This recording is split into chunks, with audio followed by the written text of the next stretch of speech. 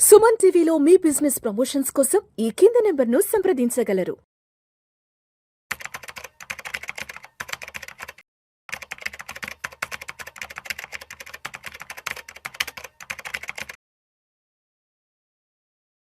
నమస్తే, welcome to Vishnu talks. నేను విష్ణు. ప్రస్తుతం నాతో పాటు స్టాక్ మార్కెట్ అనలిస్ట్ హర్ష ఉన్నారు. వారితో మాట్లాడదాం. నమస్తే హర్ష. నమస్తే. Welcome to Vishnu talks and welcome to Suman TV. Thank you. So Harsha, ఈ వీడియోలో కాస్త డీటెయిల్డ్గా గోల్డ్ అండ్ సిల్వర్ ప్రైసెస్ గురించి మాట్లాడుకుందాం. ప్రస్తుతానికి 24 క్యారెట్స్ 10 గ్రామ్స్ అయితే ఆల్మోస్ట్ 1,18,000 క్రాస్ అయిపోయి 1,20,000 25,000 వైపు పరుగులు పెడుతుంది. సిల్వర్ విషయానికి వస్తే కేజీ దాదాపు 1,41,000 42 43 వద్ద పరుగులు తీస్తుంది, ఇంక్లూడింగ్ 3% జిఎస్టీ. ఇప్పటివరకు మనం మాట్లాడుకుంది రిటైల్ షోరూమ్ ప్రైసు. ఎందుకంటారు బంగారం ధరల్లో ఇంత పెద్ద ఎత్తున ర్యాలీ వస్తుంది? అండ్ ఒక్కసారి అసలు లాస్ట్ 3 ఇయర్స్ అంటే దీపావళి టు దీపావళికి బంగారం ధరలు ఎంత పెరిగాయో చూస్తే 2023 దీపావళి అప్పటికి ఆల్మోస్ట్ 17.60 రిటర్న్స్ ఇచ్చాయి. అంటే 17% ప్రైసెస్ రిటర్న్స్ అనేవి ఎక్కువ వచ్చాయి. అండ్ 2024 చూస్తే గోల్డ్లో 41.43% రిటర్న్స్ వచ్చాయి. అండ్ ఇప్పుడు ప్రజెంట్ 2025 సెప్టెంబర్ నాటికి ఆల్మోస్ట్ 45% రిటర్న్స్ గోల్డ్ నుంచి రావడం జరిగింది. ఎందుకంటారు పర్టికులర్గా లాస్ట్ 3 ఇయర్స్ నుంచి గోల్డ్లో ఇంత పెద్ద ర్యాలీ రావడం జరిగింది? సో గోల్డ్ గురించి మనం అర్థం చేసుకోవాలంటే as an investment class just last 3 years కాకుండా ఒక 15 ఇయర్స్ వరకు వెళ్దాం. 2010-11 నుంచి 2020 ఒక డెకెడ్ వరకు గోల్డ్ మీకు ఆల్మోస్ట్ 0 రిటర్న్స్ ఇచ్చాయి.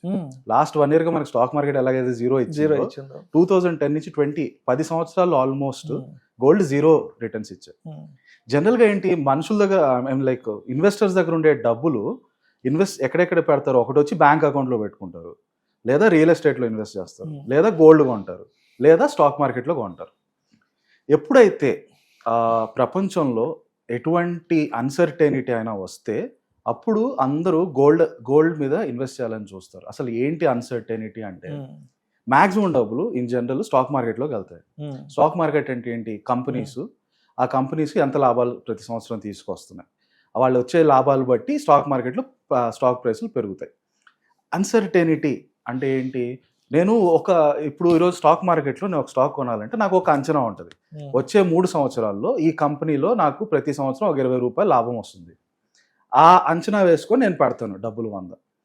రేపు సడన్గా ఆ కంపెనీ అమ్మే ప్రోడక్ట్ ఏదైతే ఉందో అది ఇండియా నుంచి అమెరికా అమ్ముతున్నాడు అనుకోండి.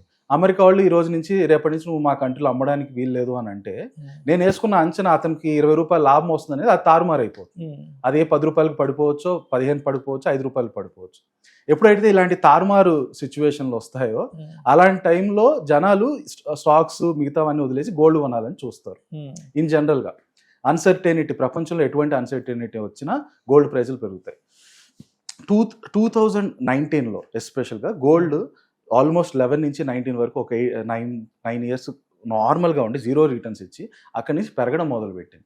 2019లో ఏం జరిగిందంటే అమెరికా చైనా మధ్యలో తారిఫ్ వార్, మన ట్రంప్ ఫస్ట్ టర్మ్లో ట్రేడ్ వార్ మొదలుపెట్టాడు. చైనా మీద తారీఫ్లు, ఈ రోజు నుంచి చైనా నుంచి వచ్చే ప్రోడక్ట్స్ అన్నిటి మీద డబ్బులు 10% ఎక్కువ కట్టాలి, 50% ఎక్కువ కట్టాలి, అలా స్టార్ట్ చేశారు. దానివల్ల అన్సర్టెనిటీ వస్తుంది. ఎందుకు అన్సర్టెనిటీ వస్తుందంటే ఆ ఈవెంట్ జరగక ముందు వరకు అందరూ అమెరికాలో ఒక వస్తువు 20 రూపాయలకు అమ్ముడుపోతుంది, దీంట్లో నుంచి అది వస్తువు తయారు చేసిన కంపెనీకి ఒక 5 రూపాయలు ప్రాఫిట్ వస్తుంది, కాబట్టి నేను ఆ కంపెనీలో ఇన్వెస్ట్ చేస్తే నాకు ప్రతి సంవత్సరం ఇంత 5 రూపాయలు ప్రాఫిట్ వస్తుంది, అందుకని ఆ అంచనాతో ఇన్వెస్ట్ చేస్తారు. కానీ ట్రంప్ ఎప్పుడైతే తారిఫ్లను అనౌన్స్ చేశాడో ఆ అంచనాలు తారుమారు అయిపోతాయి. ఎందుకు? ప్రోడక్ట్ ప్రైసే మీరు చైనా నుంచి వచ్చే ప్రోడక్ట్ ప్రైస్ మీద రేటు పెంచేసినప్పుడు ఆ కంపెనీ ఆ మొత్తం పెంచిన పెరుగుదలని మార్కెట్లోకి తీసుకెళ్ళలేదు. ఒక అరటిపండు 20 రూపాయలకు అమ్ముతున్నారు, చైనా నుంచి వస్తుంది అనుకోండి, దాని సడన్గా రేపటి నుంచి 25 రూపాయలు అంటే అది అమ్మకాలు తగ్గిపోతాయి. కాబట్టి ఆ కంపెనీ ఎంతైతే తారిఫ్స్లు పెంచాడో దాంట్లో కొంత వాళ్ళ ప్రాఫిట్స్ని కూడా తగ్గించుకుంటారు, రేటు తగ్గించడానికి, ఒక 22 రూపాయలు పెంచడానికి. అంటే మిగతా 3 రూపాయలు వాళ్ళ ప్రాఫిట్స్లో తగ్గిపోతాయి. సో ఎప్పుడైనా సరే ఇలాంటి తారిఫ్స్, ఇలాంటి ఇంపాక్ట్స్ జరిగినప్పుడు కంపెనీ వచ్చే ప్రాఫిట్స్లో కొంచెం ఫ్లక్చువేషన్స్ వస్తాయి. మీరు ముందుగా ఊహించుకున్న ప్రాఫిట్స్ అయితే రాకుండా కొంచెం అటు కానీ ఇటు కానీ ఫ్లక్చువేషన్స్ వస్తాయి. అలాంటి ఫ్లక్చువేషన్స్ టైంలో మార్కెట్ ఏమవుతుందో తెలియదన్న స్థితిలో జనాలు స్టాక్ మార్కెట్ నుంచి గోల్డ్లో పెడతారు. సో 2019లో మొదటిసారి అన్సర్టెనిటీ, ట్రంప్ చైనా మీద తారిఫ్ వారు మొదలు పెట్టాక ఆ అన్సర్టెనిటీ వల్ల జనాలు గోల్డ్లో పెట్టి 30,000 నుంచి 2011 నుంచి 19 వరకు 30,000 గోల్డ్, ఆల్మోస్ట్ ఒక 5,000 అటు ఇటు వెళ్తుంది, 30,000లోనే ఉండి 2019 నుంచి 30,000 నుంచి పెరగడం మొదలు పెట్టింది. 2020లో మనకు కోవిడ్ వచ్చేసింది. కోవిడ్ అనదర్ పెద్ద అన్సర్టెనిటీ. దానివల్ల అసలు కంపెనీలకు వచ్చే లాభాలు మొత్తం నష్టాల్లోకి వెళ్ళిపోయారు ప్రపంచంలో ఉన్న కంపెనీలని. కాబట్టి అది ఇంకో పెద్ద అన్సర్టెనిటీ వల్ల జనాలు ఇంకా గోల్డ్ కొనడం మొదలు పెట్టారు. అలా కోవిడ్ టైంలో ఈ 30,000 నుంచి స్టార్ట్ అయింది, 50,000 దాకా టచ్ అయింది. 2021 నుంచి 2023 మధ్యలో వరకు ఆ 50,000కి అటు ఇటుగా అలాగే కంటిన్యూ అయింది. 2023లో ఏం జరిగిందంటే, ఎస్పెషలీ మన 2022 రష్యా ఉక్రెయిన్ వార్ అప్పుడు అమెరికా ఒక చాలా పెద్ద తప్పిదం చేసింది. అది ఏంటంటే, రష్యా వాళ్ళ యుక్రెయిన్ మీద యుద్ధం కోసం వాళ్ళకి డబ్బులు కావాలి కదా. అయితే రష్యా కొంత సంపద అమెరికన్ డాలర్స్లో ఉంది. అమెరికా వాళ్ళు ఏం చేశారు, అమెరికా యూరోపియన్ నేషన్స్ కలిసి రష్యా ఎక్కడెక్కడైతే డాలర్స్ ఉన్నాయో అది మొత్తం ఫ్రీజ్ చేసేయండి అన్నారు. అంటే రష్యా మళ్ళీ అది వెనక్కి తీసుకునే వీలు లేకుండా చేయడం అనమాట. లాక్ చేశారు. అప్పుడు దాని ప్రభావం ప్రపంచంలో ఉన్న దేశాలన్నిటి మీద పడింది. ఎందుకు? ప్రతి దేశం దగ్గర అమెరికన్ డాలర్లు ఉంటాయి, ఇండియా దగ్గర కూడా ఉంది. ఇప్పుడు రేపు ట్రంప్కి మన మోదీ మీద కోపం వచ్చో లేకపోతే మన మీద కోపం వచ్చో ఇండియాలో ఉండే డాలర్లన్నీ ఫ్రీజ్ చేసేయండి అన్నాడు అనుకో. అంటే అప్పుడు మన దగ్గర ఉండే డాలర్ విలువ 0 అయిపోతుంది. అంటే అప్పుడు కానీ మనం నోట్లు రద్దు చేసినట్టు. ఎగ్జాక్ట్లీ, నోట్లు రద్దు చేసినట్టు 2016 అమెరికన్ డాలర్లు మీ దగ్గర నుంచి మేము ఎవరు కొనమని చెప్పేస్తారంటే మనకి అది చాలా సడన్ షాక్ అయిపోతుంది ఎకానమీకి. ఆ భయం అనేది ప్రపంచంలో ప్రతి కంట్రీ, ఎస్పెషలీ సెంట్రల్ బ్యాంక్స్కి ఆ భయం అనేది బాగా ఎక్కింది. ఎప్పుడైతే అమెరికా రష్యా $300 బిలియన్ ఫ్రీజ్ చేసేయమన్నారు, దానివల్ల ఏం జరిగింది, ప్రపంచంలో ఉండే సెంట్రల్ బ్యాంక్స్ వాళ్ళ దగ్గర ఉంటాయి మ్యాక్సిమం డాలర్స్ కంట్రీలోది. వాళ్ళు ఏం చేశారంటే, ఇక్కడ నుంచి ఇంకా డాలర్లు పెట్టుకుంటే చాలా డేంజరు, ఈ డాలర్లు అమ్మేసి దాంతో గోల్డ్ కొనుక్కోవడం బెటర్ మనకి. గోల్డ్ని అయితే ఎవరు ఆపలేరు, గోల్డ్ నేను ఎక్కడికైనా పోయి అమ్ముకోవచ్చు. అమెరికా నేను డాలర్లు వెనక్కి తీసుకొని అనొచ్చు, కానీ గోల్డ్ అయితే వెనక్కి తీసుకొని అమెరికా అనకపోతే వేరే కంట్రీకి పోయి నేను గోల్డ్ అమ్ముకోవచ్చు. కనుక సెంట్రల్ బ్యాంక్స్ అందరూ కూడా వాళ్ళ దగ్గర ఉండే డాలర్స్ని తగ్గించుకుంటా ఆ డబ్బులతో గోల్డ్ని కొనడం మొదలు పెట్టారు. ఓకే, ఇది ఇంతకుముందు గతంలో ఎప్పుడు అలాంటి సిచ్యువేషన్ రాలేదు. సడన్ గా ప్రపంచంలో ఉన్న సెంట్రల్ బ్యాంక్స్ అందరూ గోల్డ్ కొనడం మొదలు పెట్టారు. దానివల్ల గోల్డ్ కొండే డిమాండ్ బాగా పెరిగిపోయింది. అది ఆ 2023లో 50,000 దగ్గర నుంచి ఈ రోజు 120,000 దగ్గర రావడానికి biggest driver in the market. So అసలు 2015 నుంచి దీపావళి టు దీపావళి నిఫ్టీ ఎంత రిటర్న్స్ ఇచ్చింది, అదేవిధంగా గోల్డ్ ఎంత రిటర్న్స్ ఇచ్చిందో చూస్తే 2017 దీపావళి నాటికి నిఫ్టీ 17.63% రిటర్న్స్ ఇస్తే గోల్డ్ 1.15% రిటర్న్స్ ఇచ్చింది. అదేవిధంగా 2018 దీపావళి నాటికి నిఫ్టీ 4.45% రిటర్న్స్ ఇస్తే గోల్డ్ అయితే -4.93% రిటర్న్స్ ఇచ్చింది. అదేవిధంగా 2019 దీపావళి నాటికి నిఫ్టీ 9.7% రిటర్న్స్ ఇస్తే గోల్డ్ 22.68 ఇచ్చింది. అంటే 2019లో ఆల్మోస్ట్ 22% రిటర్న్స్ ఇచ్చింది 2019లో. కరెక్ట్. సో 2020 దీపావళి నాటికి నిఫ్టీ 9.92% రిటర్న్స్ ఇస్తుంది నిఫ్టీ, గోల్డ్ ఏమో 25.56 2020లో. అండ్ 2021 దీపావళి నాటికి నిఫ్టీ 40% రిటర్న్స్ ఇస్తే గోల్డ్ -5.14 రిటర్న్స్ ఇచ్చింది. అండ్ 2022లో నిఫ్టీ అయితే -1, ఆల్మోస్ట్ 0 రిటర్న్, నథింగ్ రిటర్న్స్లో 0 రిటర్న్స్ ఇస్తే గోల్డ్ కూడా 2022లో -7.94% ఇచ్చింది. ఎస్, 2023 నుంచి గోల్డ్ అనేది గేమ్ చేంజర్ అయింది. 2023 దీపావళి నాటికి నిఫ్టీ 10.12% రిటర్న్స్ ఇస్తే గోల్డ్ 17.60 ఇచ్చింది. అండ్ 2024 పోయిన సంవత్సరం నిఫ్టీ 23.97% రిటర్న్స్ ఇస్తే గోల్డ్ అయితే ఏకంగా 41.43%. అండ్ మనం ఇప్పుడు జరుగుతున్న 2025 సెప్టెంబర్ నాటికి నిఫ్టీ అయితే 4% రిటర్న్స్ ఇస్తే గోల్డ్ అయితే ఆల్మోస్ట్ 45% రిటర్న్స్ ఇచ్చింది. ఏంటంటే అంటే ఇంత పెద్ద డిఫరెన్సెస్ ఏంటి అసలు అర్థం కావట్లేదు అసలు. ఎస్పెషలీ లాస్ట్ 3 years నుంచి 2023 నుంచి 2023లో 17 ఇచ్చింది, 24లో 41 ఇచ్చింది, ఈ సంవత్సరం 45 అబౌవ్ ఇచ్చింది కదా. ఎందుకంటారు 23 నుంచి మంచి ర్యాలీ తీసుకుంది gold market? Correct. So gold ఎప్పుడు అలా అంత సూపర్ ర్యాలీ చరిత్రలో ఎప్పుడు రాలేదు. లాస్ట్ టైం చరిత్రలో వచ్చింది ఎప్పుడు అంటే 1970s నిక్సన్ షాక్ అంటారు. రిచర్డ్ నిక్సన్ ఒక రోజు $US గోల్డ్స్ కి ఇంకా లింకేజ్ లేదన్నప్పుడు, ఆ తర్వాత ఇన్ఫ్లేషన్, అమెరికాలో ఇన్ఫ్లేషన్, ఆయిల్ ప్రైజులు పెరిగి ఇన్ఫ్లేషన్ బాగా పెరిగినప్పుడు గోల్డ్ భయంకరంగా పెరిగింది. That was the first instance. ఆ తర్వాత మంచి ర్యాలీ గోల్డ్ ఎప్పుడు ఇచ్చిందంటే మన 2008, 2005 to 2010 పీరియడ్, ఎప్పుడైతే మన గ్లోబల్ ఫైనాన్షియల్ క్రైసిస్ వచ్చిందో ఆ టైంలో మంచి ర్యాలీ ఇచ్చింది. ఆ తర్వాత అలాంటి ర్యాలీ ఆల్మోస్ట్ 12-15 ఇయర్స్ తర్వాత 2023 అక్టోబర్ సెప్టెంబర్ నుంచి ఇప్పటి వరకు ఇస్తుంది. The biggest driver once again central bank buying. ఎప్పుడైతే సెంట్రల్ బ్యాంక్స్ కి అమెరికా డాలర్స్ నుంచి డీడాలరైజేషన్ అంటాం ఫిలామినా, అమెరికా డాలర్స్ తగ్గించుకోవాలని ఫిక్స్ అయ్యారో అందరూ సెంట్రల్ బ్యాంక్స్ కూడా స్లోగా గోల్డ్ ని కొనడం మొదలు పెట్టారు. అయితే అలా పెరుగుతూ ఇప్పుడు మీరు చెప్పినట్టు నిఫ్టీ కంటే గోల్డ్ చాలా అద్భుతంగా రిటర్న్స్ ఇచ్చాయి లాస్ట్ 2-3. కానీ ఇదే మీరు ఎప్పటికీ ఇలాగే ఉంటుందని అనుకుంటే మాత్రం చాలా నష్టపోతారు ఫ్యూచర్లో.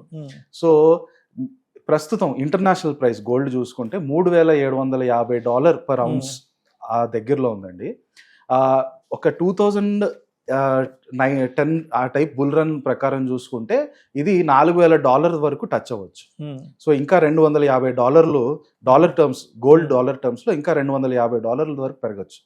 అదే రూపీ టర్మ్స్ లో చూసుకున్నా కూడా మనకి అరౌండ్ ఇంకా 1,20,000 అన్నారు కదా, 1,30,000 వెళ్ళడం అనేది చాలా సులువుగా వెళ్ళిపోతుంది. సులువుగా అంటే మేబీ ఒక 4 months 5 months టైం. కానీ ఇందాక నేను చెప్పినట్టు 11 నుంచి 19 వరకు, 2011 నుంచి 2019 వరకు గోల్డ్ 0 ఇచ్చింది. మీరు గోల్డ్ లాస్ట్ 2 ఏళ్లలో పెరిగినట్టు ఇంకా పెరుగుతుంది కదా అని ఇంకా కొనుక్కొని దాంట్లో ఎక్కువ డబ్బులు పెట్టారంటే మాత్రం ఖచ్చితంగా నష్టపోతారు. అలా అని చెప్పి ఎవరైనా సరే వాళ్ళు ఫైనాన్షియల్ ప్లానింగ్ చేసుకునేటప్పుడు, వాళ్ళు ఇన్వెస్ట్ చేసేటప్పుడు they have to allocate some percentage to gold, some to equity, some to real estate. ఆ గోల్డ్ అలొకేషన్ జనరల్ గా 5 to 10% వరకు ఉంటే చాలు. ఒకవేళ మీ దగ్గర ఆల్రెడీ 5 to 10% ఉంటే కొత్తగా తీసుకోకండి, అన్లెస్ మీకు కన్జంప్షన్ పరంగా పెళ్లిళ్ళు అలాంటి టైంలో కన్జంప్షన్ పరంగా తీసుకుంటారు, అవాయిడ్ చేయలేరు కాబట్టి అలాగో కొంటారు.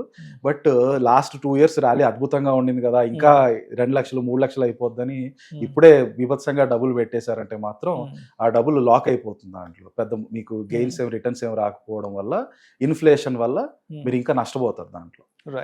సో గోల్డ్ మేబీ ఇంకో 10-15% డెఫినెట్ గా ఉందండి అప్ సైడ్. సిమిలర్లీ మీరు చూసుకున్నట్లయితే సిల్వర్ కూడా అలాగే మంచి ర్యాలీ, సిల్వర్ కూడా విపరీతమైన ర్యాలీ. ఎప్పుడైతే గోల్డ్ ₹1,00,000 టచ్ అయిందో అది ఒక సైకలాజికల్ లెవెల్, 1,00,000 టచ్ అవడం అనేది ఒక సైకలాజికల్ లెవెల్. దానివల్ల జనాలు గోల్డ్ నుంచి కొంచెం సిల్వర్ కొనడం ఎక్కువ మొదలు పెట్టారు. అయితే సిల్వర్ కి ఒక ప్రత్యేకత ఉంది. గోల్డ్ ఇండస్ట్రియల్ గా అంత ఎక్కువ యూజెస్ ఏమి ఉండవు, గోల్డ్ ఉండదు. గోల్డ్ ఎక్కువగా మనం స్టేటస్ సింబల్ లాగా కొనుక్కోవడం వల్ల తప్పితే సిల్వర్ లో కొంచెం ఇండస్ట్రియల్ యూజెస్ ఉంటాయి. ఆ ఇండస్ట్రియల్ యూజెస్ అనేది గత 2-3 ఏళ్లుగా బాగా పెరిగిపోతుంది. దానికి కారణం ఏంటంటే సిల్వర్ ని ఎలక్ట్రిక్ వెహికల్స్, బ్యాటరీస్ వీటన్నిటిలో కూడా వాడతారు. గ్రీన్ ఎనర్జీ సెక్టర్ లో కన్సంప్షన్ ఎక్కువ ఉంది, టెలికాం సెక్టర్, కరెక్ట్. ఎంటైర్ కొత్త ఎమర్జింగ్ సెక్టర్స్ ఏవైతే ఉన్నాయో వాటన్నిటిలో సిల్వర్ వాడకం పెరుగుతోంది.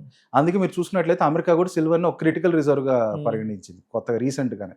ఎప్పుడు చేయలేదు అలా, ఈ రీసెంట్ గా చేయడం కారణం ఏంటంటే ఫ్యూచర్ లో మనకి సిల్వర్ చాలా అవసరం ఎక్కువ ఉంది కాబట్టి ఊరికే సిల్వర్ ని బయట దేశాలకు అమ్మకండి, మాక్సిమం అమెరికాలో వచ్చే ప్రొడ్యూస్ చేసే మైన్ చేసే సిల్వర్ ని అమెరికాలోనే ఉంచండి అని చెప్పి దాన్ని క్రిటికల్ గా పెట్టడం జరిగింది.